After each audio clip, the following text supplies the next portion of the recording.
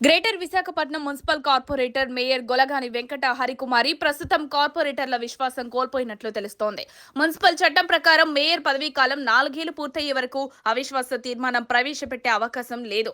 Mayor Harikumari పదవీ కాలం మార్చి 18, 2025 నాటికి 4 ఏళ్లు పూర్తవుతుంది. ఈ నేపథ్యంలో కూటమి నేతలు ఆమెపై అవిశ్వాస తీర్మానం ప్రవేశపెట్టేందుకు సన్నాహాలు చేస్తున్నారు.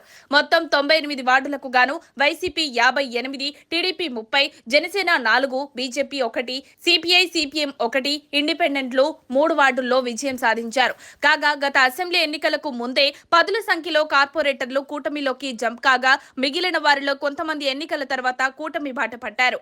అవిశ్వాస తీర్మానం ప్రవేశపెట్టాలంటే జీవీఎంసీలో ఓటు హక్కు కలిగిన సభ్యుల్లో సగం మంది సంతకాలు చేయాల్సి ఉంటుంది. ప్రస్తుతం టీడీపీ, జనసేన, బీజేపీకి కలిపి 66 మంది సభ్యుల మద్దతుంది. ఇది అవసరమైన సంఖ్య కంటే ఎక్కువ. ఇక వైసీపీ నాయకులు ఈ పరిణామాలతో గగ్గోలు పెడుతున్నారు. అయితే మేయర్ హరికుమార్ యాదవ్ సామాజిక వర్గానికి చెందినవారు. ఆమెను పదవి నుండి తప్పించడానికి యాదవ సంఘాల ద్వారా నిలుపుదల చేసేందుకు యత్నాలు చేస్తున్నారు. ఈ పరిణామాల నేపథ్యంలో జీవీఎంసీ మేయర్ పదవిలో మార్పులు రావచ్చని, రాజకీయ పరిణామాలు ఆసక్తికరంగా మారుతున్నాయని చెప్పవచ్చు. విశాఖ మేయర్ పదవి కూటమి ఖాతాలో పడే రోజు దగ్గరలో ఉందని చెప్పాలి. ఇదిలా ఉంటే వైఎస్ఆర్ కాంగ్రెస్ పార్టీకి గుంటూరు జిల్లాలో మరో బిగ్ షాక్ తగిలింది. ప్రస్తుత ఎమ్మెల్సీ మర్రి రాజశేఖర్ పార్టీకి రాజీనామా చేశారు.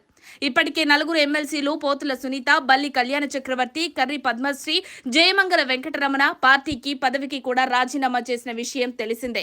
ఇప్పుడు తాజాగా మర్రి రాజశేఖర్ రాజీనామాతో వైసీపీ అసంతృప్త ఎమ్మెల్సీల సంఖ్య 5కు చేరింది.